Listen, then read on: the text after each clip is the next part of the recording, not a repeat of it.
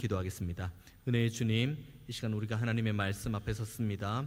이 말씀 잘 깨달을 수 있도록 우리 안에 성령의 은혜를 더하시고 이 말씀으로 힘을 얻게 하시고 다시 한번 주의 성전답게 서나가는 은혜 있게 하시며 그리고 하나님께만 늘 영광 올려드리기로 결단하는 믿음도 새로워지게 하여 주옵소서. 모든 예배 시종 주님께만 온전히 의탁드립니다. 주님, 이곳 가운데 이미 임재하신 주님께서 우리에게 예비하신 은혜와 말씀의 꼴을 더하시며 홀로 영광받아 주옵소서. 감사드리고 살아계신 예수님의 이름으로 기도하옵나이다. 아멘.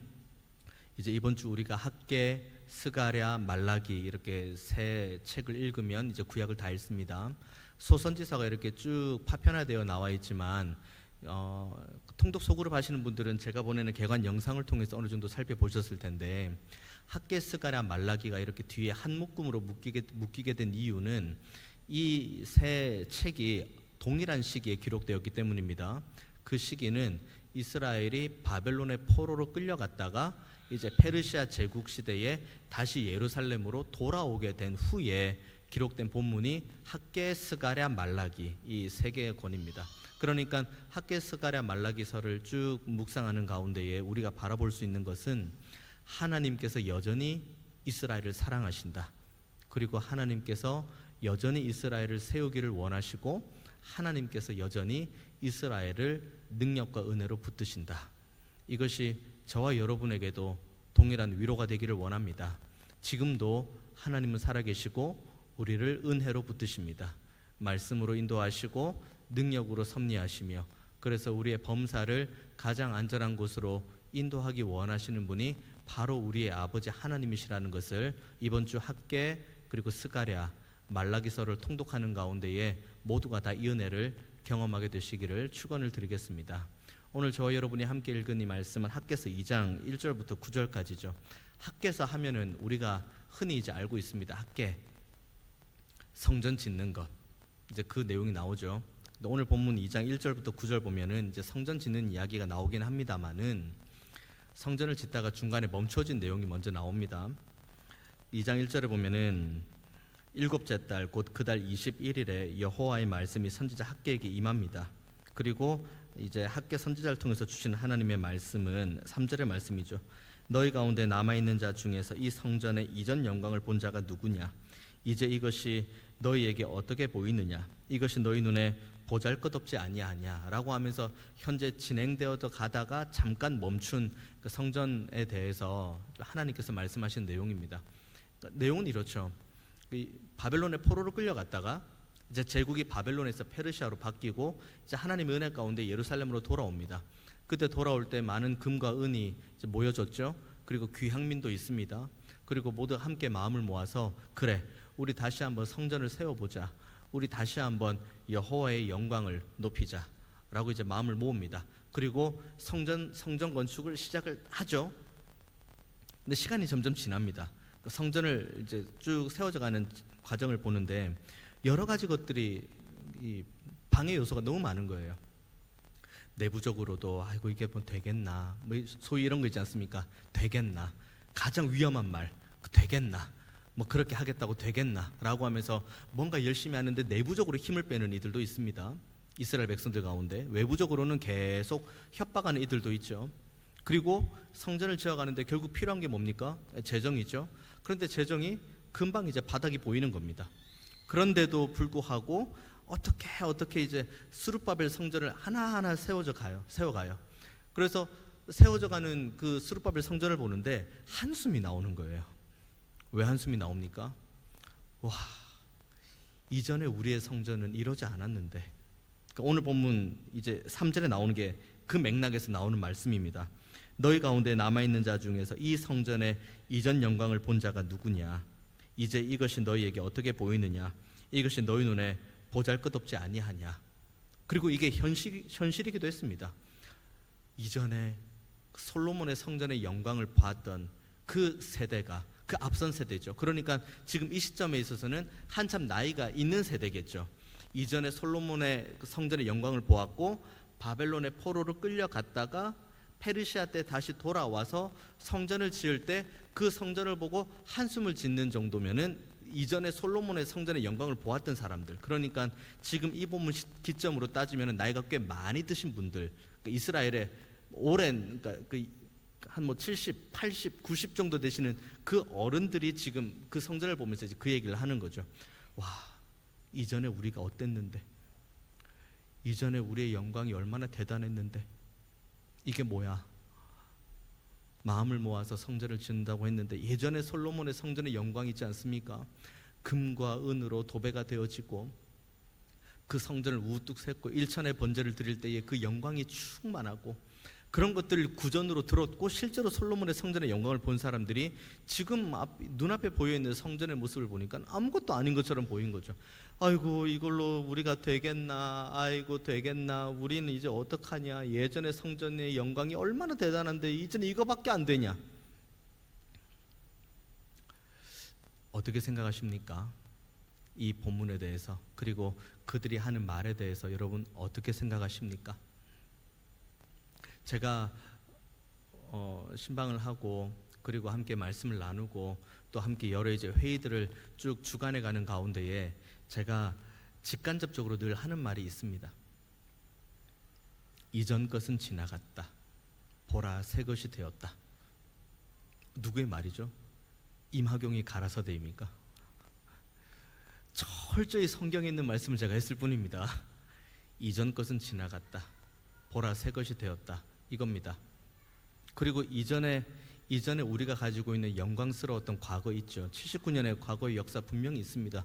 너무 자랑스럽고 너무 원대하고, 그리고 79년의 역사 이제 80년을 향해 다가가지만 그 역사를 가진 교회가 사실 우리나라에서 그렇게 많지도 않습니다. 이 웅장한 성전을 보십시오. 이런 규모의 성전을 가진 교회, 여러분 전국 저기 파주 접경 지역부터 한번 저쪽 강원도 쪽으로 쭉 한번 가보시고 저쪽 다시 부산 쪽으로 쭉 내려갔다가 전라도 목포 쪽으로 쭉 돌면서 이렇게 우리나라를 한 바퀴 쭉 한번 돌아보십시오. 이만한 교회의 규모와 이만큼 웅장한 본당을 가지고 있는 교회 많지 않습니다. 그리고 지금 우리는 어떻습니까? 옛 영광을 여전히 추억하고 있습니까? 예전에 우리가 참 좋았는데, 예전에 우리가 참 행복했는데, 예전에 우리가 참 좋았는데. 그런데 제가 알고 있는 하나님은 예전에 참 좋았는데 라고 하면서 영광을 받으셨던 그 주님은, 최소한 제가 알고 있는 주님은 지금도 살아계신 분이십니다. 그리고 지금도 우리의 좋은 모습을 가지고 영광을 받기를 원하십니다. 우리의 입술은 예전에 좋았는데 에서 머무를 문제가 아니라 지금 좋아질 공동체를 두고 기도해야 됩니다. 지금 좋아질 우리의 가정, 지금 좋아질 우리의 교회, 지금 좋아질 우리의 삶을 두고 기도해야 됩니다. 이전 것은 지났고 이제 새 것이 되었습니다. 그리고 우리는 바로 이 지점에서 다시 시작하는 거예요. 이전의 영광에 비해서 한없이 없어 보이죠. 이전에 좋았던 거에 비해서 한없이 없어 보이기도 합니다. 오늘 본문의 3절의 말씀이 딱 그 말씀이죠. 그런데 여기에서 학개서가 마침표를 찍느냐? 그렇지 않아요. 4절의 말씀 보십시오. 여호와가 이르노라, 스룹바벨아 스스로 굳세게 할지어다. 여호사닥의 아들 대제사장 여호수아야 스스로 굳세게 할지어다. 이 땅의 모든 백성아 스스로 굳세게 하여 일할지어다. 스스로 굳세게 하라는 말을 계속 강조하고 있습니다. 누구에게 이야기하죠? 처음에는 4절에 스룹바벨, 또 하나 그 다음에는 여호수아, 그 다음에 세 번째는 온 백성, 총독, 대제사장, 그리고 온 백성. 그러니까 이스라엘 백성들 모두에게 이 말씀을 주시는 거죠. 우리는 지금 이전의 영광에 비해 한없이 초라하게 보이는 스룹바벨 성전 앞에 놓여 있지만 그 이전의 영광보다 더 큰 영광을 허락하실 하나님을 기대하고 지금 솔로몬의 성전의 영광보다 한없이 줄어드는 것처럼 보이는 이 스룹바벨 성전에서 다시 시작하는 겁니다. 그러니까 다시 시작함의 그 힘의 원천은 뭐냐면 하나님께서 말씀하시는 힘이에요. 너는 힘을 내라. 너는 힘을 내라. 너는 힘을 내라입니다. 왜 힘을 내라고 이렇게 3번이나 강조를 하죠? 내가 늘 힘이 나 있는데 왜 힘이 난다고 이야기를 합니까? 따지고 보십시오. 힘 빠진 일들이 너무 많다는 거예요. 스룹바벨 성전 가운데에서 하나님의 영광을 온전하게 찬양하고 그리고 옛 영광을 소망하는 가운데 그 옛 영광보다 지금 우리가 더 큰 영광으로 하나님 앞에 나아가기 원하는 걸음을 한 걸음 한 걸음 떼는데 힘 빠지는 일들이 너무 많이 있다는 거예요. 그러니까 힘을 내라고 하죠. 힘이 있으면 힘내라는 말 하지 않습니다. 제가 힘차게 열심히 달려가는 분에게 힘내십시오라고 말하지 않습니다. 힘이 빠져 있으니까 힘을 내라고 하는 거죠. 그리고 이 본문의 배경은 이와 같은 다시 한번 재건하게 될 공동체 그 가운데에서 우리가 세워가게 될 그 모습을 걸어가는 모든 여정은 힘이 빠질 수 있는 여러 가지 위협과 요소가 있기 때문에 힘을 내야 되는 겁니다. 제가 공동체에 대해서 함께 말씀을 나누고 또 함께 기도하면서 그런 이야기들을 자주 합니다. 지금 이 시대에 지금 남아있는 우리가 어쩌면 제일 힘든 세대, 이전에 해왔던 쭉 모든 그 이전의 것들 중에서 좋은 것들이 있으면 취하고 좋지 않은 것들은 단호히 끊어내야 돼요. 지금 우리 세대가, 지금 이 자리에서 함께 예배한 우리 모두가 단호하게 끊어내야 됩니다. 근데 단호하게 끊어내는 데는 엄청난 결단과 엄청난 헌신이 있지 않으면 쉽지 않아요. 왠지 아십니까? 안 좋은 것들이 더 달콤하거든요. 좋은 것들을 계승하는 것은 몸부림을 치는 노력과 수고가 있어야 되는데 소위 말해서 안 좋은 것들을 세대 계승하는 것, 악습이죠. 구습이고 답습이라고 합니다. 이런 것들은 사실 우리가 어떠한 힘을 들이지 않아도 자연스럽게 흘러가는 게 모습이에요. 그리고 더 나아가면 이전에 그렇게 너무 좋았던 우리가 보기에 좋게 그게 악습처럼 보이지만 그것이 그 악습을 누릴 만한 세대가 우리가 되면은 그건 또 달콤하거든요. 소위 말해서 그거 쉽게 이야기하면 그겁니다. 제가 군 생활할 때 군대 얘기, 축구 얘기, 군대에서 축구한 얘기 하지 마라 그랬는데 군대에서 그런 얘기 많이 하죠. 1, 2등병 때 내가 상병과 병장이 되면 내가 절대로 저렇게 안 해야지. 뭐죠? 악습이죠. 누가 봐도 악습이죠.